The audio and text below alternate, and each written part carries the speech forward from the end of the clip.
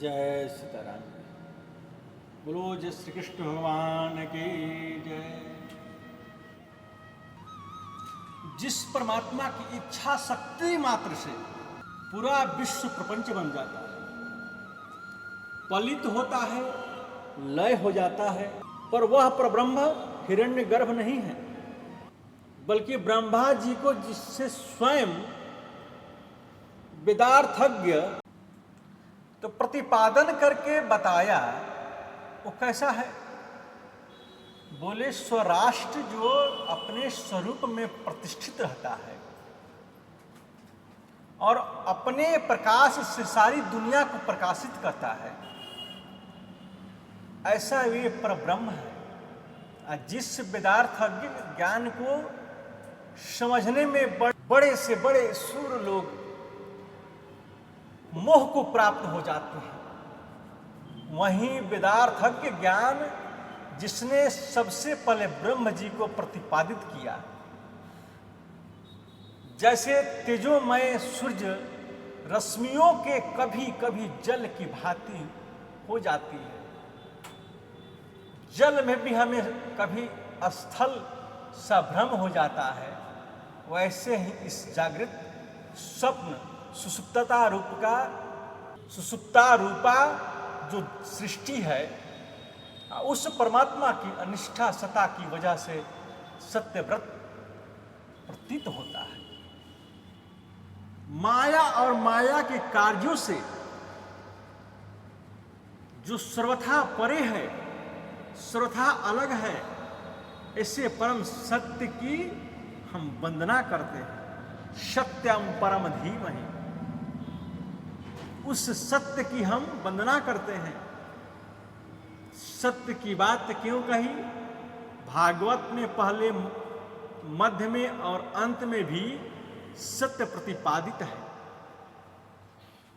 पहले श्लोक में आपने सुना सत्यम परम धीमहि, और भागवत का जब मध्य आता है उसमें भी सत्यव्रत, सत्यव्रतम सत्य परम, तो मध्य में भी सत्य है। अब भागवत का जो अंतिम अध्याय है उसमें भी ऐसा ही आता है। कस्मै एन भागवत के आदि में भी सत्य है, तो मध्य में भी सत्य है, अंत में भी सत्य है। तो त्रिकाल बाधित जो सत्य है, आदि मध्यांत, वो केवल प्रभु है। भागवत में पहले सत्य का प्रतिपादन करने का मतलब क्या है? तो शायद महर्षि वेद व्यास से बताना चाहते हैं कि जीवन में सत्य पर चलने का संकल्प लेते हैं तो हमारे शिव पूजा भी सार्थक है, मंदिर जाना भी सार्थक है, कथा सुनना भी सार्थक है। और यदि सत्य को हम जीवन में नहीं अपना पाए हैं तो ये शायद कोई भी चीज सार्थक नहीं हो सकता है।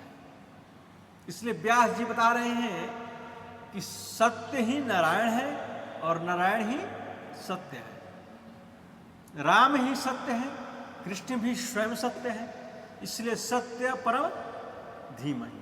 तुलसी बाबा ने कहा है कि धर्म न दूसरा सत्य समाना, आगम निगम पुराण बखाना। तो सत्य से बढ़कर कोई धर्म नहीं होता। हमारे महर्षि वेदव्यास जी ने है, महर्षि वेदव्यास ने लिखा है, शास्त्रों में कहते हैं असत्यार पराधर्मो, अर्थात नहीं असत्य समा पातक पुंजा। असत्य से बढ़कर बड़ा कोई अधर्म नहीं होता है और सत्य से बढ़कर कोई धर्म नहीं होता है। इसीलिए जीवन में ज्यादा से ज्यादा सत्य बोलने का संकल्प लेना चाहिए। यही जीवन का सार है, यही जीवन का तत्व है। इसलिए जीवन में ज्यादा से ज्यादा सत्य बोलने का संकल्प लेना चाहिए। यही जीवन का सार है। चाहे कितने भी विषम परिस्थिति हो, सत्य के मार्ग चुनना चाहिए। सत्य के मार्ग जो होता है वो झुकता नहीं है। यही जीवन का परम तत्व है। मैं यह कहना चाहता हूं कि भागवत कथा आज हम कलावा बांधकर सुन रहे हैं, मौली बांधकर सुन रहे हैं, तो इसको सुनने का फल कब मिलेगा? जब हम मन में ये संकल्प ले लें कि ज्यादा से ज्यादा सत्य बोलेंगे। सत्य का प्रतिपादन ही श्रीमद् भागवत कथा में है। दूसरे श्लोक में बड़े सुंदर बात कही है, धर्मः प्रोज्झित कैतवोऽत्र परमो निर्मत्सराणां सताम् वेदं वास्तवमत्र वस्तु शिवदं तापत्रयोन्मूलनम्। श्रीमद्भागवते महामुनिकृते किं वा परैरीश्वरः अद्यो ह्योऽधवरुध्यतेऽत्र कृतिभिः शुश्रूषुभिस्तक्षणात्। भागवत में परम धर्म का निरूपण किया गया है।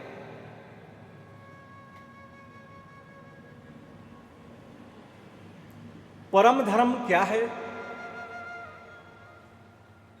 तो कहते हैं कि परम धर्म है कृष्ण कथा। जो निष्कपट संत हैं, जिनके मन में जरा भी कपट नहीं है, जो निष्कामी है, ना उसको फ्लैट चाहिए,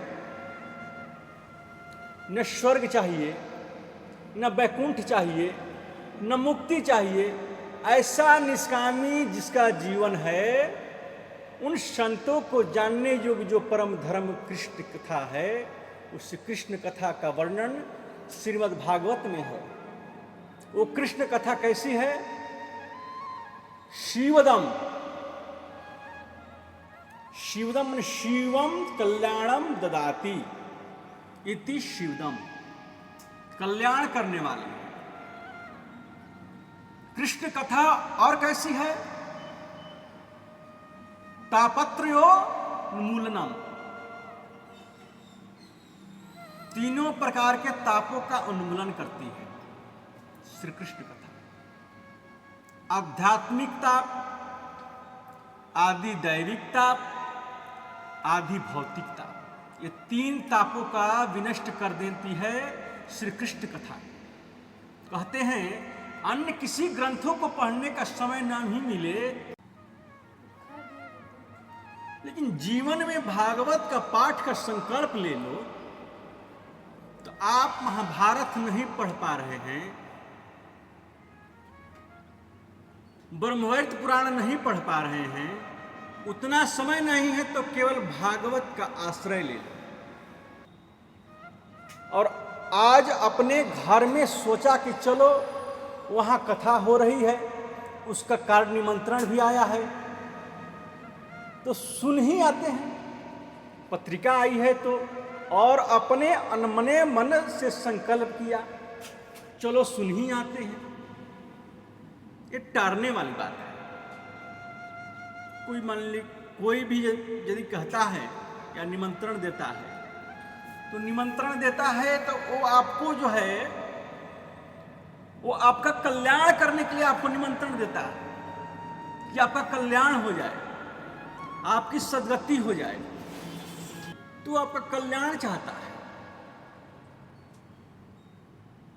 तो ऐसा संकल्प लेकर कथा सुनने जैसे ही आप घर से निकले, उसी समय आपके हृदय में कृष्ण का प्रकट हो जाता है। कथा आपने सुनी ही नहीं, कथा सुनने का जैसा ही मन में संकल्प लिया, संकल्प मन में आते ही गोविंद का प्रकट हृदय में हो गया। तो भागवत की कथा की महिमा है, ऐसा भागवत का दिव्य चिंतमय स्वरूप है। एक प्रश्न होता है कि श्रीमद् भागवत जी का आरंभ कैसे हुआ, भागवत जी का शुभारंभ कैसे होता है, भागवत जी का प्रकट कैसे हुआ। निगमकल्पतरोर्गलितं फलं शुकमुखामृतद्रवसंयुतं पिबत भागवतं रसमालयम् मुहुरहो रसिका भुवि भावुकाः। निगम है वेद, निगम है वेद, वेद रूपी जो निगम कल्प वृक्ष है,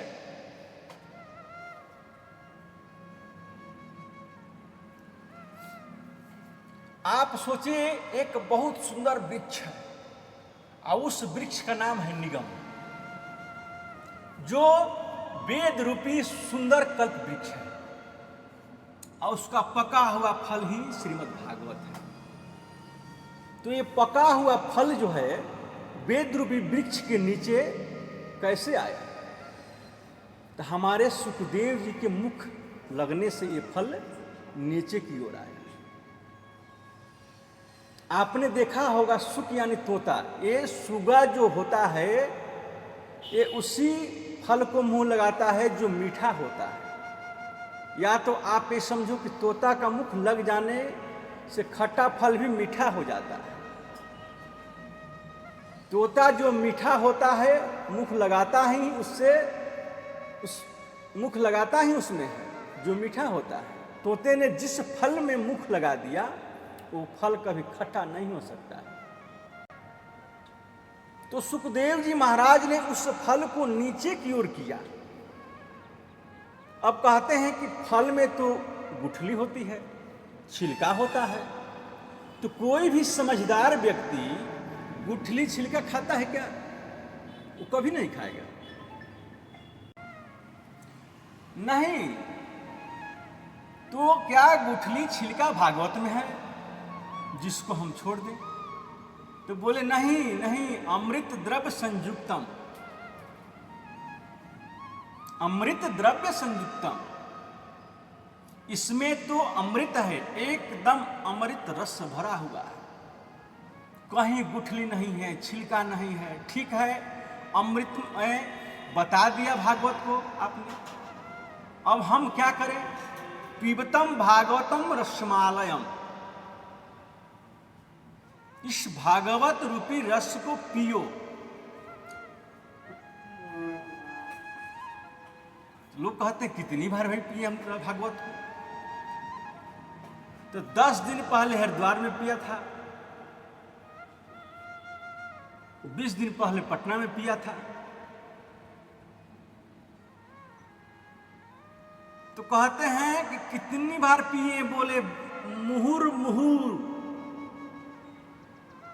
बार बार इस रस के पान करो, जितनी बार पियोगे उतना आनंद मिलेगा। सुनने की यह पद्धति क्या है? तो भागवत की कथा सुनी जाती है, पी तो नहीं जाती है। तो श्रुतम भागवतम रसमालयम,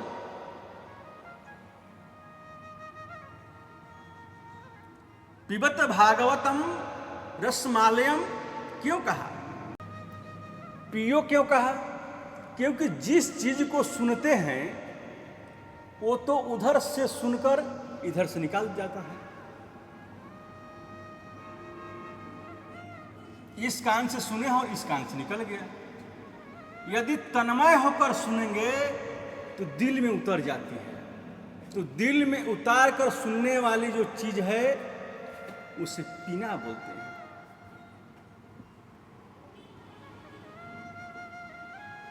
एक बहुत बड़े सत्संगी थे, सत्संग जिसको मिल जाए तो उसका जीवन धन्य हो जाता है। तो कोई स्वर्णकार था, उसने 2 मूर्ति बनाई। संतों की दोनों ही मूर्ति पीतल की थी, और आश्चर्य की बात है कि आधा किलो पीतल की एक मूर्ति, आधा किलो पीतल की दूसरी मूर्ति, और ऐसी मूर्ति बनाई संत जैसे तपस्या करने बैठे हैं। जब उसे नुमाइश करने के लिए मैदान में रखा तो कहा मेरी मूर्ति की प्रतीक्षा कीजिए और खरीदिए। लोगों ने कहा तुम्हारी मूर्ति का कीमत क्या है? सुनार बोला एक मूर्ति है 10 रुपए की और दूसरी मूर्ति है लाख रुपये की।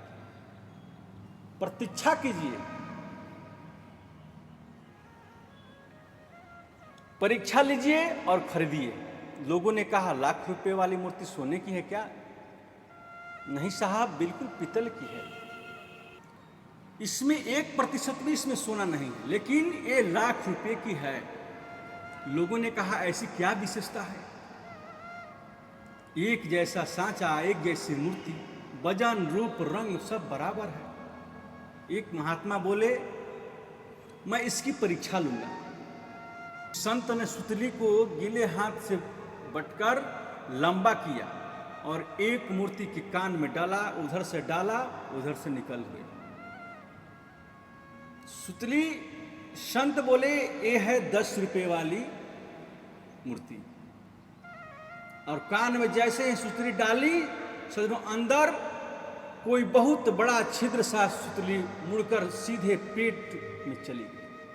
यह है 1 लाख रुपए वाली मूर्ति। मतलब कहने का यह है कि इधर से सुनकर इधर से निकाल देवे, वो हो गया खाली श्रोता या सोता, जो सुनकर एक कान से सुनता है और दूसरे कान से निकाल देता है। रामचरित जे सुनत अघाही, रस विशेष जाना तिन नाही। जिन हरि कथा सुनी नहीं काना, श्रवणारंध्र ही भमन समाना।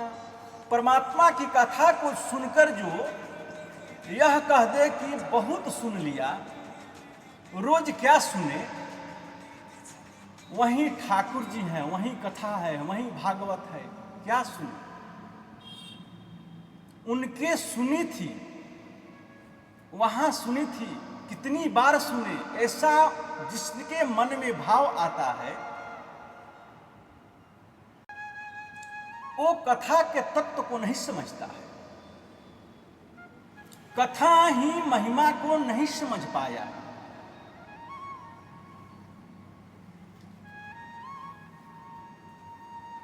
तो जब कथा की महिमा को समझ ही नहीं पाया, जितना सुनेंगे उतना सुख मिलेगा। इसलिए यहां कहते हैं मुहूर हो रसिका भुवि भावु का। कथा के रस का पान करो, 1 बार नहीं, 10 बार नहीं, 50 बार नहीं, 1000 बार सुनो। जितनी बार सुनोगे उतना ही अच्छा लगेगा, उतना ही अंदर आएगा। अब हम उसी प्रसंग पर चलते हैं। बहुत सुंदर स्थान है नौमिषारण्य क्षेत्र, और नौमिषारण्य क्षेत्र में जहां संतों की मंडली के मध्य चारों तरफ से संत बैठे हुए थे, और मध्य में बीच में आदरणीय श्री सूत जी विराजमान हैं। सूत जी से उन ऋषियों ने महात्म्य के बारे में श्रवण कर लिया और बोले तो या खलु पुराणानी, तो या खलु पुराणानी से तिहासानी चानध आख्यातान्याप्यधीतानि धर्मशास्त्राणि यान्युता। तुझ से श्री सनकादि ऋषि कहते हैं कि आप इतिहास के जानकार हो, पुराणों के ज्ञाता हो, इसलिए आपसे कुछ पूछने का मन है, कुछ जानकारी करने की इच्छा हो रही है। सूत जी ने कहा पूछिए। सैनिक जी बोले आज आपसे 1 नहीं 2 नहीं, हम आपसे 6 प्रश्न करना चाहते हैं।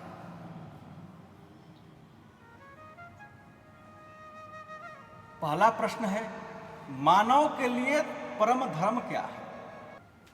परिक्रमा लगाना धर्म है, या प्रातः 4 बजे उठकर स्नान करना धर्म है? करोड़ों की संपत्ति दान करना धर्म है? आखिर धर्म की परिभाषा क्या है? मनुष्य के लिए सबसे बड़ा जो कर्तव्य रूपी धर्म है वो क्या है? हजारों संत बैठे हैं और सबकी तरफ से एक व्यक्ति प्रश्न पूछ रहा है। दूसरा प्रश्न यह है कि हमारा मंदिर में जब हम पूजा करने जाते हैं तो बड़ी विचित्र बात लगती है। कोई कहते हैं शंकर जी श्रेष्ठ है, कोई कहते हैं माँ दुर्गा जी श्रेष्ठ है, कोई बोलते हैं भैरव बाबा सबसे ऊंचे हैं। कलयुग में और भी बहुत देवी देवताएं प्रकट हो गए। हर साल कहीं ना कहीं एक देवी प्रकट हो जाती है। हमारी समझ में नहीं आता है कि हम किसको पूजें, किसके प्रति हमारे मन में लगाव हो, ये हमारी समझ में नहीं आता है। क्या करें? क्या कभी कभी व्यक्ति के मन में भ्रम नहीं हो जाता? तीसरा प्रश्न हमारा यह है कि वेद में परमात्मा का नाम है अजन्मा। भगवान को वेद में कहते हैं अजन्मा, जो कभी जन्म नहीं लेता है, जिसका नाम अजन्मा है। जो दशरथ का बेटा राम कैसे बना, वो देवकी वासुदेव का पुत्र श्री कृष्ण कैसे बना।